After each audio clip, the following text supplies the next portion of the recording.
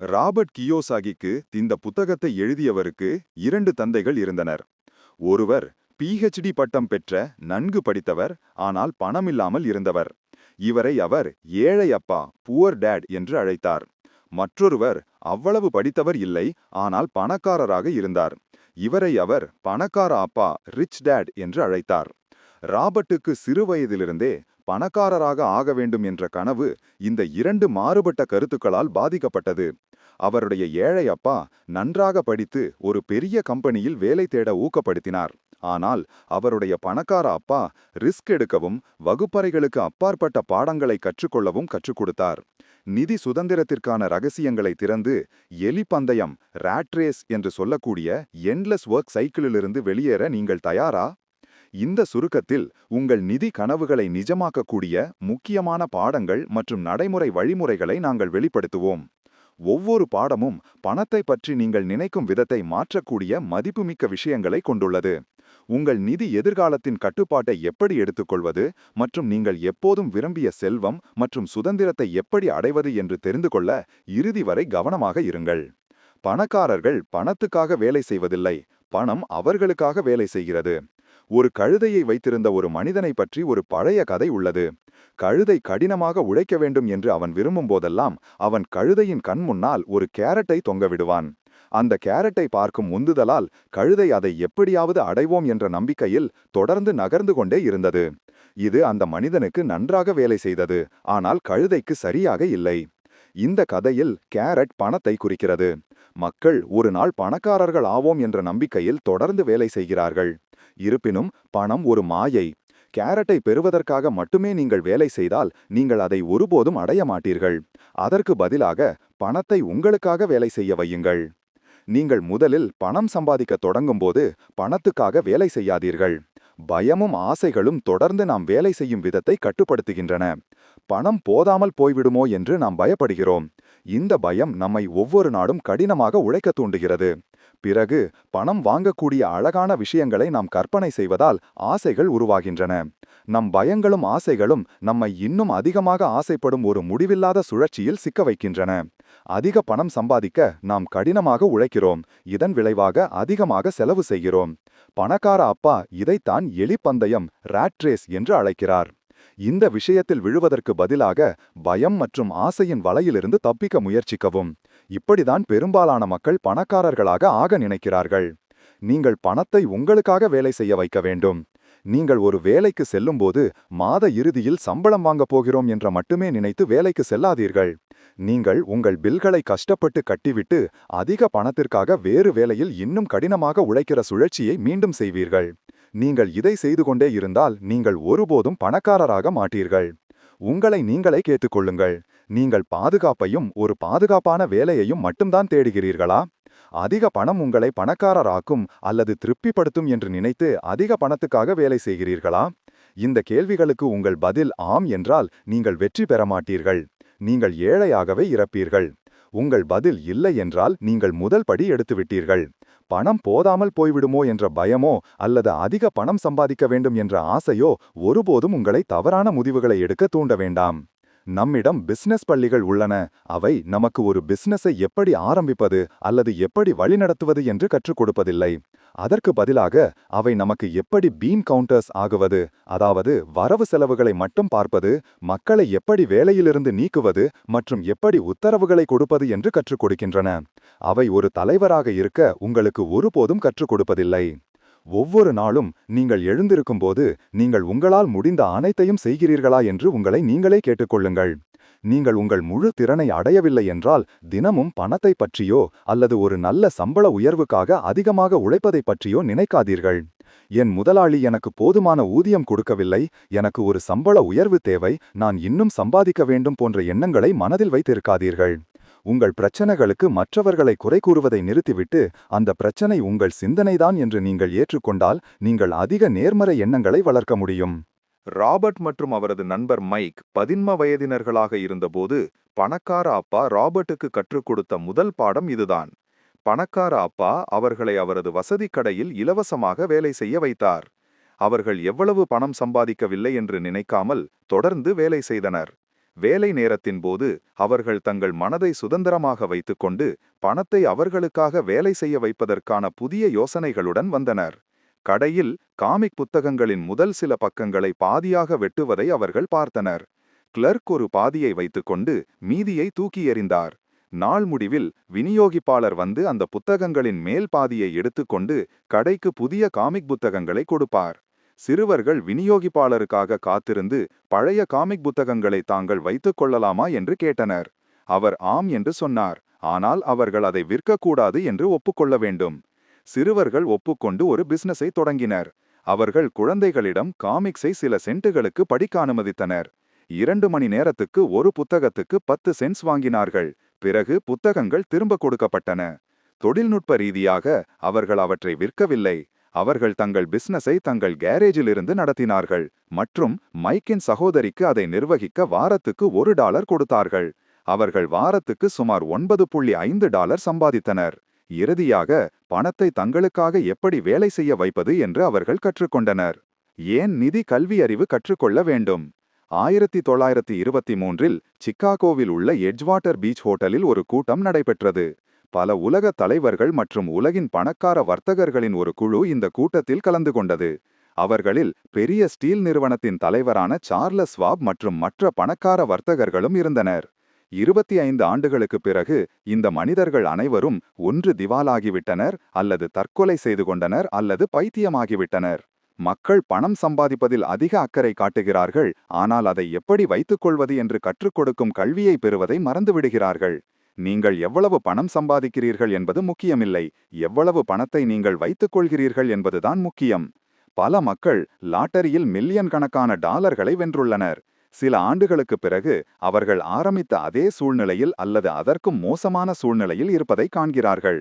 பல மக்கள் எப்படி ஆரம்பிக்க வேண்டும் என்று கேட்கிறார்கள். பதில் சற்றே வருத்தமளிக்கிறது.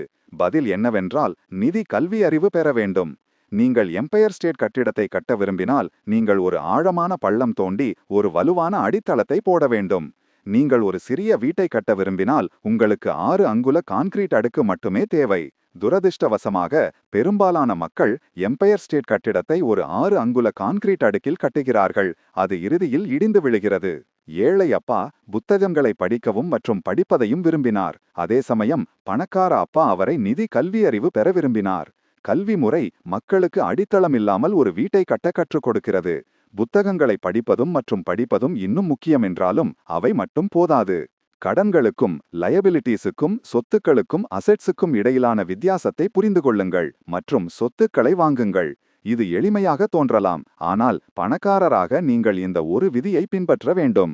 ஏழைகளும் நடுத்தர வர்க்கத்தினரும் சொத்துக்கள் என்று நினைக்கும் கடன்களை வாங்குகிறார்கள். அதே சமயம் பணக்காரர்கள் உண்மையான சொத்துக்களை வாங்குகிறார்கள்.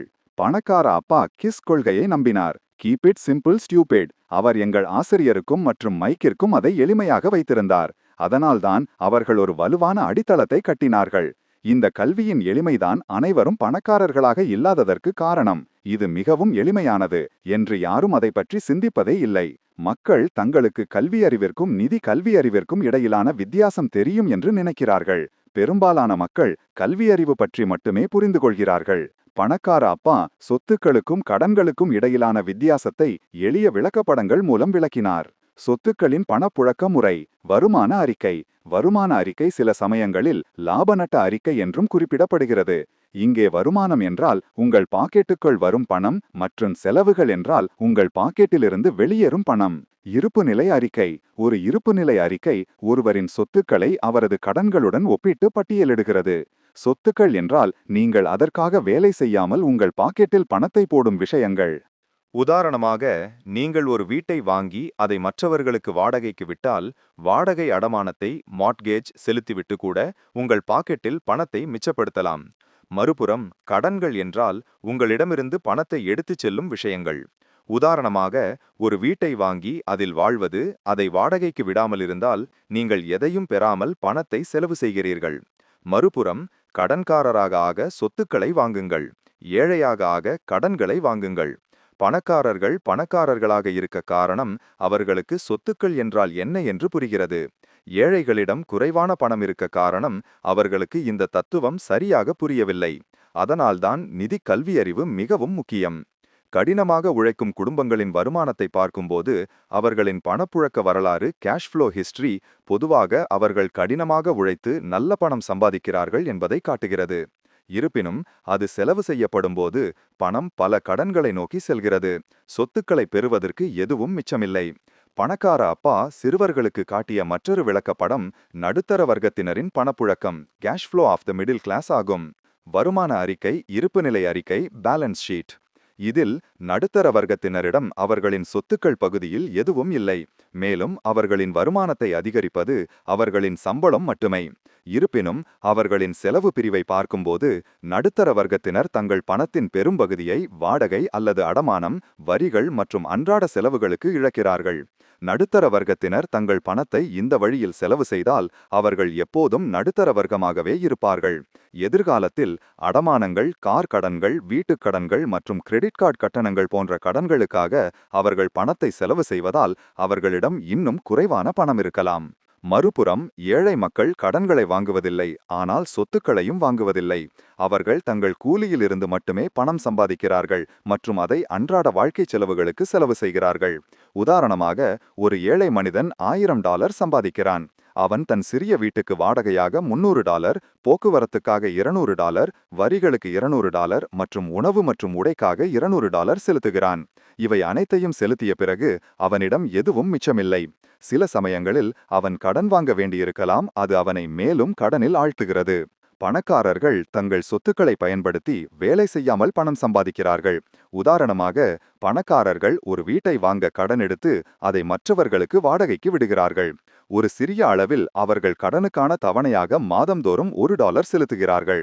பிறகு அவர்கள் வீட்டில் இருக்கும் ஒருவர் வாடகையாக $2 செலுத்துகிறார். இந்த வழியில் வாடகை பணம் வரும்போது அவர்கள் கடனுக்கான தவணையாக $1 செலுத்திவிட்டு இன்னும் $1 லாபம் ஈட்ட முடியும். அவர்கள் வாரத்துக்கு 40 மணி நேரம் வேலை செய்யாமல் இந்த பணத்தை சம்பாதிக்க முடியும். ஏழை அப்பாவுக்கும் பணக்கார அப்பாவுக்கும் இடையிலான உண்மையான வித்தியாசம் அவர்களின் மனநிலையில்தான் இருந்தது. அவர்கள் தங்கள் பணத்தை கையாண்ட விதம் அவர்களை வெவ்வேறு நிதி பாதைகளில் வைத்தது. 1960களில் நீங்கள் குழந்தைகளிடம் அவர்கள் என்னவாக ஆக விரும்புகிறார்கள் என்று கேட்டால் அவர்கள் மருத்துவர்களாக இருக்க அல்லது நல்ல மதிப்பெண்கள் பெற விரும்புவார்கள். நல்ல மதிப்பெண்கள் பெற்றால் நிறைய பணம் சம்பாதிக்கலாம் என்று அனைவரும் நினைத்தார்கள்.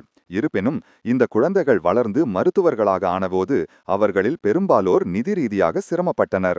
ஏனெனில் அதிக பணம் தங்கள் பிரச்சனைகளை தீர்க்கும் என்று அவர்கள் எப்போதும் நினைத்தார்கள்.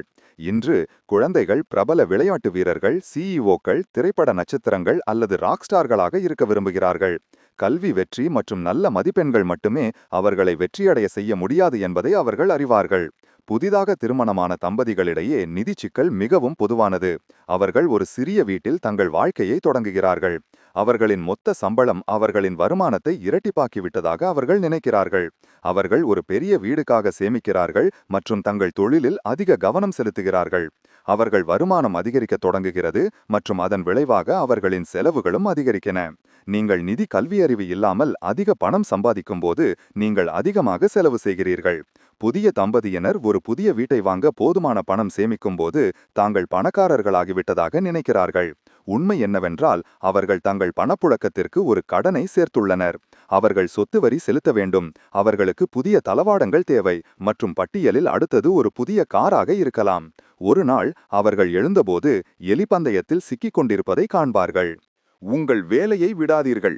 இந்த புத்தகம் உங்களுக்கு அதை கற்றுக் கொடுக்கவில்லை. உங்கள் வேலையை வைத்திருங்கள், ஆனால் உங்கள் சொத்துக்களிலும் முதலீடு செய்யுங்கள்.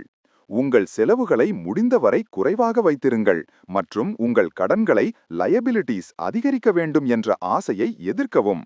நீங்கள் முதலீடு செய்யக்கூடிய சொத்துக்களின் சில உதாரணங்கள் இங்கே. உங்கள் முழுநேர வேலையும் தேவையில்லாத பிசினஸ்கள். உங்களுக்காக வேலை செய்ய மற்றவர்களை வேலைக்கு அமர்த்தவும். வருமானம் ஈட்டும் ரியல் எஸ்டேட், பங்குகள் மற்றும் பத்திரங்கள். சொத்துக்களை வாங்கும்போது உங்களுக்கு ஆர்வமுள்ள விஷயங்களை கருத்தில் கொள்ளுங்கள். ராபர்ட் ரியல் எஸ்டேட் மற்றும் பங்குகளை குறிப்பாக சிறிய நிறுவனங்களில் முதலீடு செய்வதை விரும்பினார். பணக்கார அப்பா அவருக்கு கற்றுக் கொடுத்தபடி அவர் தொடர்ந்து தனது பகல் வேலையை செய்தார். அவர் தனது சொத்துக்கள் பகுதியை வளரும்படியாகவும் நிலையானதாகவும் வைத்திருந்தார். அதே நேரத்தில் தனது சொந்த பிசினஸையும் கவனித்துக் கொண்டார். $1 உள்ளே வந்தபோதெல்லாம் அவர் அதை வெளியே விடவே இல்லை. நீங்கள் ஆடம்பர பொருட்களை வாங்க விரும்பினால் பரவாயில்லை. ஆனால் நடுத்தர வர்க்கத்தினருக்கும் பணக்காரர்களுக்கும் இடையிலான பெரிய வித்தியாசம் என்னவென்றால், நடுத்தர வர்க்கத்தினர் முதலில் ஆடம்பர பொருட்களை வாங்குகிறார்கள். அதே சமயம் பணக்காரர்கள் கடைசியாகத்தான் வாங்குகிறார்கள். இப்போது நீங்கள் பணக்காரர்களின் மிகச் சிறந்த ரகசியத்தை பற்றி அறிய தயாராக உள்ளீர்கள். அடுத்த அத்தியாயத்தில் வரிகள் எப்படி வேலை செய்கின்றன, ஹவு டாக்ஸஸ் ஒர்க். ராபின்ஹுட் பற்றி நான் உங்களுக்கு கொஞ்சம் நினைவுபடுத்துகிறேன். ராபின்ஹுட் மற்றும் அவரது மகிழ்ச்சியான ஆட்கள் பணக்காரர்களிடமிருந்து கொள்ளையடித்து ஏழைகளுக்கு கொடுப்பார்கள். மக்கள் அவரை ஒரு ஹீரோவாக கருதுகிறார்கள். பணக்கார அப்பா எப்போதும் ராபின்ஹுட்டை ஒரு வில்லனாகவே நினைத்தார். மேலும் ராபின்ஹுட் போய் நீண்ட காலமாகிவிட்டாலும் அவரது வழிகாட்டுதல்களை பின்பற்றுபவர்கள் இன்னும் இருக்கிறார்கள். ராபின்ஹுட்டின் யோசனைதான் இன்று நம் சமூகத்தில் வறுமைக்கு ஒரு முக்கிய காரணம். பணக்காரர்கள் அதற்காக பணம் செலுத்த வேண்டும் என்று மக்கள் எப்போதும் நினைக்கிறார்கள். ஆனால் பணக்காரர்களுக்கு வரி விதிக்கப்படுவதில்லை. நடுத்தர வர்க்கத்தினருக்கு தான் வரி விதிக்கப்படுகிறது. முதலில் இங்கிலாந்திலும் அமெரிக்காவிலும் வரிகள் இல்லை. இருப்பினும் சில சமயங்களில் போர்களின் போது அரசாங்கங்கள் வரிகளை கேட்பார்கள். 1874இல் இங்கிலாந்து வருமான வரியை நிரந்தரமாக்கியது. அதைத் தொடர்ந்து அமெரிக்கா 1913இல் செய்தது. குடிமக்கள் அதை எதிர்த்த போதிலும் இங்கிலாந்து மற்றும் அமெரிக்காவில் வருமான வரி ஒரு வழக்கமாக நிறுவ 50 ஆண்டுகள் ஆனது. ஏழையப்பா அரசாங்கத்திற்காக வேலை செய்தார். அவர் எவ்வளவு அதிகமாக செலவு செய்கிறாரோ மற்றும் எத்தனை அதிகமானவர்களை வேலைக்கு அமர்த்துகிறாரோ அவ்வளவு அதிகமாக அவர் மதிக்கப்பட்டார். பணக்கார அப்பா ஒரு முதலாளித்துவவாதி. அவர் எவ்வளவு குறைவாக செலவு செய்கிறாரோ மற்றும் எத்தனை குறைவானவர்களை வேலைக்கு அமர்த்துகிறாரோ அவ்வளவு அதிகமாக அவர் தனது முதலீட்டாளர்களால் மதிக்கப்பட்டார். அரசாங்க ஊழியர்கள் சோம்பேறிகள் என்று பணக்கார அப்பா எப்போதும் நினைத்தார். அதே சமயம் பணக்காரர்கள் பேராசை கொண்டவர்கள் மற்றும் அதிக வரிகள் செலுத்த வேண்டும் என்று ஏழை அப்பா எப்போதும் நினைத்தார். வரிகள் முதலில் அறிமுகப்படுத்தப்பட்ட போது அவை முக்கியமாக பணக்காரர்கள் மீது விதிக்கப்பட்டன. ஆனால் பின்னர் அரசாங்கங்கள் இன்னும் அதிகமாக வரி விதிக்க விரும்பின. எனவே அவர்கள் நடுத்தர வர்க்கத்தினருக்கு வரி விதிக்க தொடங்கினர். பின்னர் ஏழைகளுக்கும் வரி விதிக்க தொடங்கினர். பணக்காரர்கள் ஒரு வாய்ப்பை கண்டனர் மற்றும் தங்கள் சொத்துக்களுக்கான அபாயங்களை குறைக்க கார்ப்பரேஷன்களை உருவாக்கினர். அவர்கள் ஒரு குழுவை நியமிப்பார்கள், தங்கள் பணத்தை செலவு செய்வார்கள் மற்றும் புதிய பொக்கிஷங்கள் அல்லது வர்த்தக வழிகளை கண்டறிய உலகம் முழுவதும் பயணம் செய்வார்கள். கப்பல் தொலைந்து போய் குழுவினர் அழிந்துவிட்டால் பணக்காரர்கள் அந்த குறிப்பிட்ட கப்பலில் முதலீடு செய்த பணத்தை மட்டுமே இழப்பார்கள். சோஷியலிஸ்ட் மனநிலையை விட முதலாளித்துவ மனநிலையே ஆசிரியரை அதிகம் கவர்ந்தது. ராபின்ஹுட்டின் ஆதரவாளர்கள் என்ன செய்ய முயற்சி செய்தாலும் பணக்காரர்கள் எப்போதும் அவர்களை எப்படி விஞ்சுவது என்று அறிந்திருந்தார்கள் என்று அவர் நம்பினார். நடுத்தர மற்றும் ஏழை மக்களுக்கும் வரி விளையாட்டை எப்படி விளையாடுவது என்று தெரிந்திருந்தால் அவர்கள் நிதி சுதந்திரத்தை நோக்கி நகர்ந்திருப்பார்கள். அதனாலதான் நிதி கல்வியறிவு இல்லாமல் ஒரு பாதுகாப்பான வேலை வைத்திருப்பது யாராலும் தப்ப முடியாத ஒரு வாழ்க்கை என்று பணக்கார அப்பா சொல்லிக் கொண்டிருந்தார். பணக்காரர்களிடம் பணம், வளங்கள் மற்றும் அவர்களுக்கு முன்னேற உதவும் மனநிலை உள்ளது. இதற்கிடையில் நடுத்தர வர்க்கத்தினரும் ஏழைகளும் வரிகளை செலுத்த வேலை செய்கிறார்கள். பணக்காரர்கள் வரிகளை செலுத்த காத்திருக்கவில்லை. அவர்கள் பணக்காரர்களின் மிக பெரிய ரகசியமான கார்ப்பரேஷன்களை புரிந்து கொண்டு விளையாட்டை புத்திசாலித்தனமாக விளையாடினார்கள். பணம் ஒரு வகையான சக்தியாக இருக்கலாம், ஆனால் பணம் மட்டும் போதாது. நீங்கள் பணத்தை பற்றி தெரிந்து வைத்திருக்க வேண்டும் மற்றும் மேலும் சம்பாதிக்க அதை சேமிக்க வேண்டும். நீங்கள் பணத்துக்காக வேலை செய்யும்போது உங்கள் முதலாளிக்கு சக்தியை கொடுக்கிறீர்கள். ஆனால் பணம் உங்களுக்காக வேலை செய்யும்போது நீங்கள் கட்டுப்பாட்டில் இருக்கிறீர்கள். ஏழை அப்பா ராபர்ட் கடினமாக உழைத்து ஒரு கார்ப்பரேட் வேலையை பெற்று பணக்காரராக ஆகப்படி ஏறிச் செல்ல வேண்டும் என்று கூறினார். பணக்கார அப்பா ராபர்ட்டிடம் ஏன் அந்த படியே சொந்தமாக இருக்கக்கூடாது என்று கேட்டார். அந்த வயதில் கற்பனை செய்வது கடினமாக இருந்தது. ஆனால் ராபர்ட் தனது 20களின் நடுப்பகுதியில் புரிந்து கொள்ள ஆரம்பித்தார். அவர் ஜெராக்ஸில் வேலை செய்தார். ஆனால் அவர் தனது சம்பளச் சீட்டை பார்த்து பெரிய பிடித்தங்களை பார்த்தபோதெல்லாம் அவர் விரக்தியடைந்தார். அவர் கடினமாக உழைத்தபோது அது அந்த பிடித்தங்களை மட்டுமே அதிகரித்தது. அவருக்கு ஒரு பதவி உயர்வு கிடைத்தபோது கூட நான் யாருக்காக வேலை செய்கிறேன், நான் யாரை பணக்காரனாக்குகிறேன் என்று மட்டுமே அவரால் சிந்திக்க முடிந்தது. 1974இல் ஜெராக்ஸில் வேலை செய்யும் போது ராபர்ட் தனது முதல் நிறுவனத்தை ஆரம்பித்தார். அவர் தனது சொந்த பிசினஸை கவனிக்கத் தொடங்கினார். அவர் தனது சொத்துக்கள் பகுதியை வளர்க்க விரும்பினார். ஜெராக்ஸில் வேலை செய்வதை விட அவரது சொந்த கார்ப்பரேஷன் அவருக்கு அதிகமாக ஈட்டியது. அது அவருக்கு அவரது முதல் போர்ஷே காரை வாங்கி கொடுத்தது. பணம் அவருக்காக வேலை செய்தது. அவர் எலி பந்தயத்திலிருந்து வெளியேறினார். அவர் நிதி கல்வியறிவு பெற கற்றுக்கொண்டார். மக்கள் கணக்கியல், முதலீடு, சட்டம், சந்தகைகளை புரிந்து கொள்வது, வரிச்சலுகைகள் மற்றும் வழக்குகளை தவிர்ப்பது பற்றி கற்றுக்கொள்ள வேண்டும் என்று அவர் நம்பினார். பணக்காரர்கள் பணத்தை கண்டுபிடிக்கிறார்கள். The rich invent money. Alexander Graham Bell தொலைபேசியை கண்டுபிடித்தார் மற்றும் அதை காப்புரிமை பெற்றார். பிசினஸ் வளர்ந்தபோது அதை நிர்வகிப்பது கடினமாக ஆனது. பெல் வெஸ்டர்ன் யூனியனை அணுகி தனது காப்புரிமை மற்றும் தனது சிறிய நிறுவனத்தை $1,00,000 விற்க முன்வந்தார்.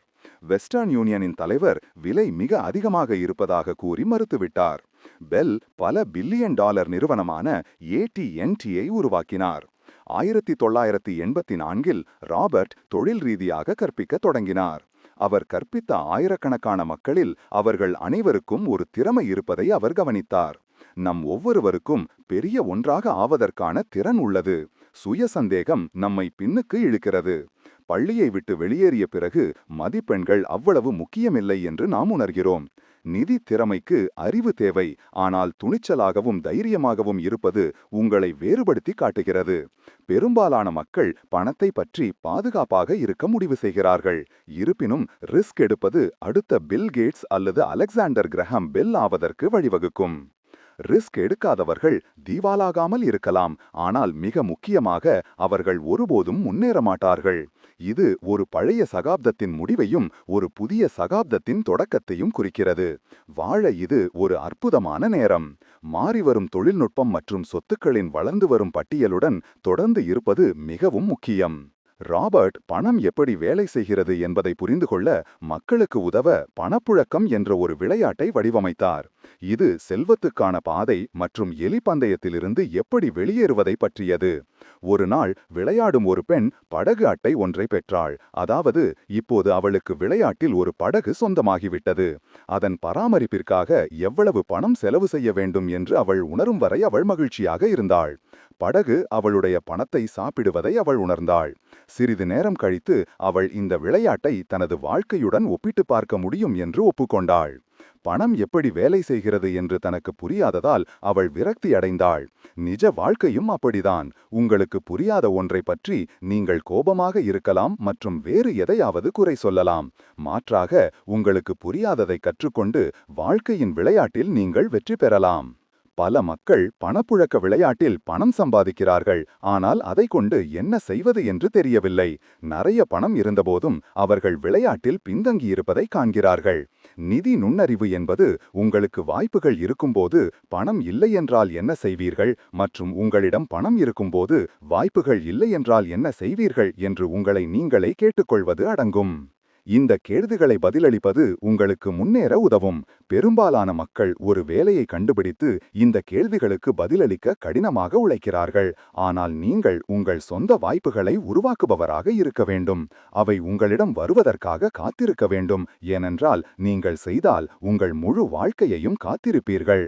பணக்காரர்களின் மிக முக்கியமான ரகசியம் என்னவென்றால் பணம் நிஜமில்லை என்பதை அறிவதுதான். நாம் பணம் எதை அர்த்தப்படுத்த வேண்டும் என்று நினைக்கிறோமோ அதை அர்த்தப்படுத்த வைக்கிறோம். நம் மனம் நமது மிக சக்தி வாய்ந்த சொத்து. அதனால்தான் பணக்கார அப்பா இளம் ராபர்ட் மற்றும் மைக்கை மருத்துவர்கள், கணக்காளர்கள், வழக்கறிஞர்கள் மற்றும் பிற நிபுணர்களுடனான சந்திப்புகளில் அவருடன் உட்காரும்படி வலியுறுத்தினார். ஒவ்வொரு நிபுணரை பற்றியும் கொஞ்சம் கற்றுக்கொள்ள. ராபர்ட் தனது அதிக சம்பளம் வாங்கும் வேலையை விட்டுவிட்டு மரைன் கார்ப்ஸில் சேர்ந்தபோது ஏழை அப்பாவால் ஏன் என்று புரிந்து கொள்ள முடியவில்லை.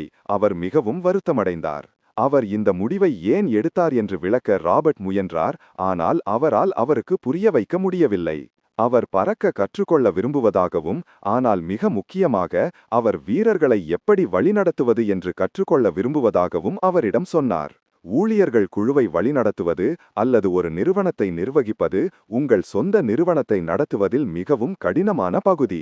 அதனால்தான் ராபர்ட் அதை கற்றுக்கொள்ள விரும்பினார். வியட்நாமிலிருந்து திரும்பிய பிறகு ராபர்ட் ஜெராக்ஸ் கார்ப்பரேஷனில் சேர்ந்தார். அவர் லாபத்திற்காக இந்த வேலையை செய்யவில்லை. ஒருவரிடம் ஏதாவது விற்பது பற்றி நினைத்தாலே அவர் கூச்சமாகவும் பயமாகவும் இருந்தார். தனது பயத்தை சமாளிக்க நிறுவனம் வழங்கிய விற்பனை பயிற்சி திட்டத்தில் கலந்து கொள்ள அவர் முடிவு செய்தார். அந்த வகுப்புக்கு பிறகு ராபர்ட் தனது சொந்த நிறுவனத்தை நடத்தத் தொடங்கினார். அது தோல்வியடைந்தால் அவர் திவாலாகியிருப்பார். ஆனால் அவர் ரிஸ்க் எடுக்கவும் மற்றும் பணக்கார அப்பாவின் ஆலோசனையை பின்பற்றவும் முடிவு செய்தார். 30 வயதுக்கு முன் திவாலாவது சிறந்த நேரம், ஏனென்றால் அதிலிருந்து மீள உங்களுக்கு நிறைய நேரம் இருக்கிறது. பெரும்பாலான முதலாளிகள் தங்கள் ஊழியர்களுக்கு அவர்களின் அன்றாட வாழ்க்கையை சமாளிக்க போதுமான அளவு மட்டுமே பணம் கொடுக்கிறார்கள். இந்த ஊழியர்கள் வேலை நீக்கம் செய்யப்படாமல் கடினமாக உழைக்கிறார்கள். மேலும் அவர்களின் மிகப்பெரிய கவலை அவர்கள் வீட்டிற்கு எடுத்து செல்லும் பணம் மற்றும் நிறுவனம் வழங்கும் சலுகைகள் ஆகும். இது குறுகிய காலத்தில் நல்லது, ஆனால் நீண்டகால திட்டங்களுக்கு பேரழிவை ஏற்படுத்தும். நீங்கள் ஒரு குறிப்பிட்ட தொழிலை தேர்ந்தெடுப்பதற்கு முன் நீங்கள் கற்றுக்கொள்ள விரும்பும் அனைத்தையும் கற்றுக்கொள்வது சிறந்தது. ஏனென்றால் நீங்கள் ஒரு குறிப்பிட்ட தொழிலை தேர்ந்தெடுத்தவுடன் நீங்கள் சிக்கிக்கொள்வீர்கள். தங்கள் திறமைகளிலிருந்து பணம் சம்பாதிக்க விரும்பும் எவருக்கும் விற்பது எப்படி என்று கற்றுக்கொள்வது மிகவும் முக்கியம். வெவ்வேறு பகுதிகளில் பரந்த அறிவையும் திறன்களையும் பெறுவது அவசியம். வேலை பாதுகாப்பை விட கற்றுக்கொள்வதற்கு முன்னுரிமை கொடுங்கள் மற்றும் எதிர்கால வெற்றிக்கான ஒரு உறுதியான அடித்தளத்தை உருவாக்க உங்கள் வாழ்க்கையின் ஆரம்பத்தில் ரிஸ்க் எடுக்க தயங்க வேண்டாம். தடைகளை தாண்டுதல். நீங்கள் பணக்காரராகும் பயணத்தில் பயம், சந்தேகம், சோம்பல், கெட்ட பழக்கங்கள் மற்றும் அகங்காரம் போன்ற பல தடைகளை சந்திப்பீர்கள். பயத்தை சமாளித்தல். யாரும் பணத்தை இழக்க விரும்புவதில்லை. பணக்காரர்களாக ஆனவர்கள் தங்கள் வாழ்க்கையில் குறைந்தது ஒரு முறையாவது பணத்தை இழந்துள்ளனர்.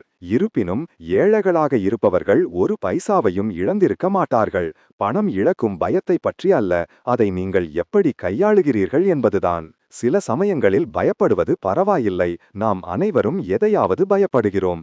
இந்த பயத்திற்கான தீர்வு அதை ஒப்புக்கொள்வதுதான். பணத்தை இழக்கும் பயம் ஒரு உண்மை. நீங்கள் 20 வயதை சுற்றி இளமையாக தொடங்கும்போது நீங்கள் ரிஸ்க் எடுக்கவும் மற்றும் பணத்தை இழக்கவும் முடியும், ஏனென்றால் மீண்டு வர உங்களுக்கு நேரம் இருக்கிறது. நீங்கள் காத்திருந்தால் பணம் இழக்கும் பயம் வலுவாக வளர முடியும். நிதி வெற்றி இல்லாததற்கு ஒரு முக்கியமான காரணம் என்னவென்றால் மக்கள் இழக்க மிகவும் பயப்படுகிறார்கள். வெற்றி எப்போதும் இழப்புக்கு பிறகே வருகிறது. நீங்கள் ஒரு சைக்கிள் ஓட்ட கற்றுக்கொள்ளும்போது நீங்கள் அதில் தேர்ச்சி பெறுவதற்கு முன் பல முறை கீழே விழுவீர்கள். பணக்காரர்களுக்கும் இது பொருந்தும். அவர்கள் பணக்காரர்களாக ஆவதற்கு முன் பணத்தை இழக்கிறார்கள். சந்தேகத்தை சமாளித்தல். வானம் விழுகிறது, வானம் விழுகிறது. சிக்கன் லிட்டில் கதையை நாம் அனைவரும் நினைவில் கொள்கிறோம். வரப்போகும் பேரழிவை பற்றி அவர் கொட்டகையில் உள்ள அனைவருக்கும் எச்சரிக்கை செய்து கொண்டே இருந்தான். நம் அனைவருக்கும் உள்ளே ஒரு சிறிய சிக்கன் லிட்டில் உள்ளது. நாம் பயப்படும்போது அது வெளியே வருகிறது. நீங்கள் செய்வது வேலை செய்யாது என்று உங்களிடம் சொல்லிக் கொண்டே இருப்ப பலர் இருப்பார்கள். அது அவ்வளவு எளிதாக இருந்தால் வேறு யாரும் ஏன் அதை செய்யவில்லை என்று அவர்கள் கேட்பார்கள். அவர்கள் உங்கள் ஆற்றலை வெளியேற்றுவார்கள். அப்படிப்பட்ட தவறான நடத்தையை தவிர்ப்பது மற்றும் நீங்கள் பயப்படும்போது கூட ரிஸ்க் எடுப்பது முக்கியம். உங்கள் சொந்த மனதிலிருந்து அல்லது மற்றவர்களிடமிருந்து வரும் அந்த சந்தேக வார்த்தைகளை கேட்பது நீங்கள் இருக்கும் இடத்திலேயே சிக்கியிருக்க வைக்கும். நிஜ உலகம் எப்போதும் நீங்கள் பணக்காரர் ஆவீர்கள் என்று எதிர்பார்க்கிறது. நீங்கள் சுய சந்தேகத்தில் மிகவும் ஆழமாக இருந்தால் உங்களுக்கு தெரியாத பல வாய்ப்புகளை அது எப்போதும் உங்களுக்கு வழங்குகிறது. வாழ்க்கையில் எல்லாவற்றிற்கும் ரிஸ்குகள் உள்ளன மற்றும் பாதுகாப்பாக விளையாடுவதும் ஒரு ரிஸ்க் தான். நீங்கள் அதை வீணடிக்க வேண்டுமா அல்லது முதலீடு செய்ய வேண்டுமா என்று நீங்கள் தேர்வு செய்கிறீர்கள். அந்த டாலரை நீங்கள் எப்படி செலவு செய்வீர்கள் என்பதை நீங்கள் கட்டுப்படுத்துகிறீர்கள். சொத்துக்கள் உங்களிடம் ஒப்படைக்கப்பட்டாலும் கூட அந்த சொத்துக்களை எப்படி பராமரிப்பது என்று நீங்கள் இன்னும் கற்றுக்கொள்ள வேண்டும். துரதிர்ஷ்டவசமாக பெரும்பாலான மக்கள் பணக்காரர்களாக இருக்க வேண்டாம் என்று தேர்வு செய்கிறார்கள். அவர்கள் ஒரு குறிப்பிட்ட வடிவத்தில் தங்களை வடிவமைக்கும் வரம்புகளை தாங்களே அமைத்துக் கொள்கிறார்கள். பணம் ஒரு சாத்தியம் கூட இல்லை என்று அவர்கள் நம்புகிறார்கள். அனைவருக்கும் ஒரு தேர்வு உள்ளது. கல்விதான் நீங்கள் முதலீடு செய்யக்கூடிய சிறந்த விஷயம். ஏனென்றால் உங்கள் மனம்தான் உங்கள் மிக சக்தி வாய்ந்த சொத்து. கூட்டுறவு சக்தி, த பவர் ஆஃப் அசோசியேஷன். உங்கள் நண்பர்களை அவர்களின் நிதி நிலையின் அடிப்படையில் தேர்ந்தெடுக்க வேண்டாம். வாழ்க்கையின் வெவ்வேறு துறைகளைச் சேர்ந்தவர்களுடன் நண்பர்களை உருவாக்கவும். உங்களை விட வித்தியாசமாக இருப்பவர்களிடமிருந்து நீங்கள் கற்றுக்கொள்ளலாம்.